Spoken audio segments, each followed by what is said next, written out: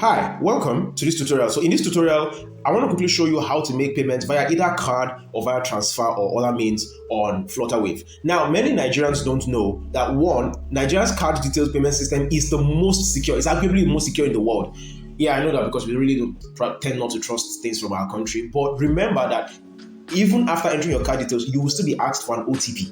So if they don't get an OTP from you, a Nigerian online payment processor cannot confirm your payment. So nobody can use your card on a Nigerian website, right, without your authorization. That's number one. So there's nothing to be afraid of. In fact, compared to international payment platforms that don't ask you for OTP, Nigeria's payment systems has an extra layer, which is the OTP. So there's no way that's going to happen.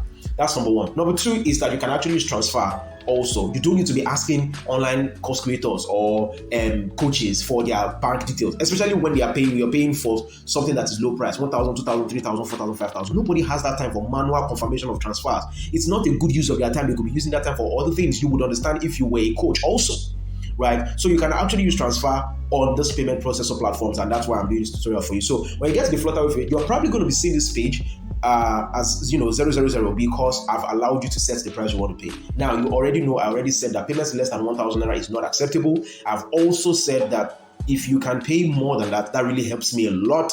It shows that you appreciate my work and you're not taking me for granted. I've delivered a lot of value upfront, and this is the way you show proper appreciation. All right, so when you get to this page, first thing you do is you fill in the amount you want to pay. So let's say you paid 3,000, for example. Some people are going to pay 1K, 2K, 5K. It depends on them. Then, of course, you fill in your name details, you fill in your phone number, and then you click on pay. And when that happens, you will be brought to this page, right? So when you're brought to this page, you'll be required to fill in your card details, right? You fill in your card details, you fill in your expiry date, you fill in your CVV2, the 3-digit number. You can also set, remember this card for next time payment so that it's easier for you to just check out and all that. And then you click on pay. So let's say,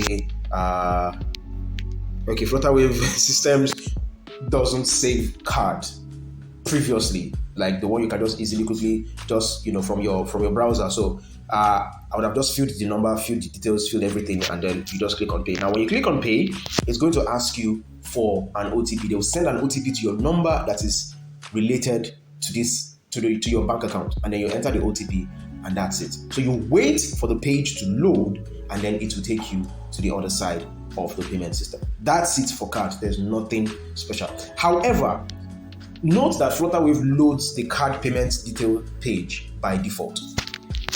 So let's repeat that process again. Okay, right. Now, if you don't want to use card and you want to use other means of payment, just scroll down and use change payment method. Then it will ask you. One of the reasons I prefer Paystack to Flutterwave is that Paystack will give you all the options by default. You are the one that will select, but Flutterwave will default straight to card, and then you have to change to the payment method. So what you're going to do is, if you want to use transfer, you select bank transfer, not bank transfer, right? Select bank transfer. Then what it will do is that it will automatically generate a unique bank account detail for you. You can see that already. Weber Bank is usually the one that powers this thing.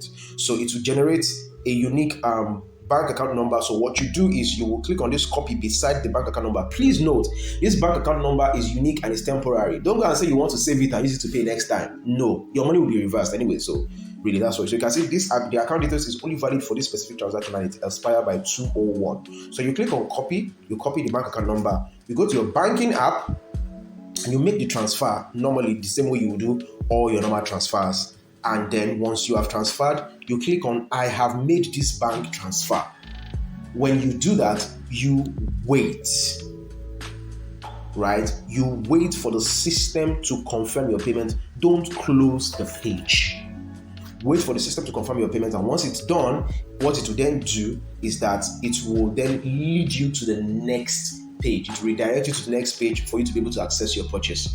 That is all. If you want to change payment method, again, you can start from the very beginning. Let's say you wanted to use USSD code. You simply follow the same process. You scroll down, you click on change payment method, and then select USSD. And you can pay with USSD, and that's it. Now, the USSD, let me click on cancel payment and embedded page and checkout, blah, blah, blah, blah, blah.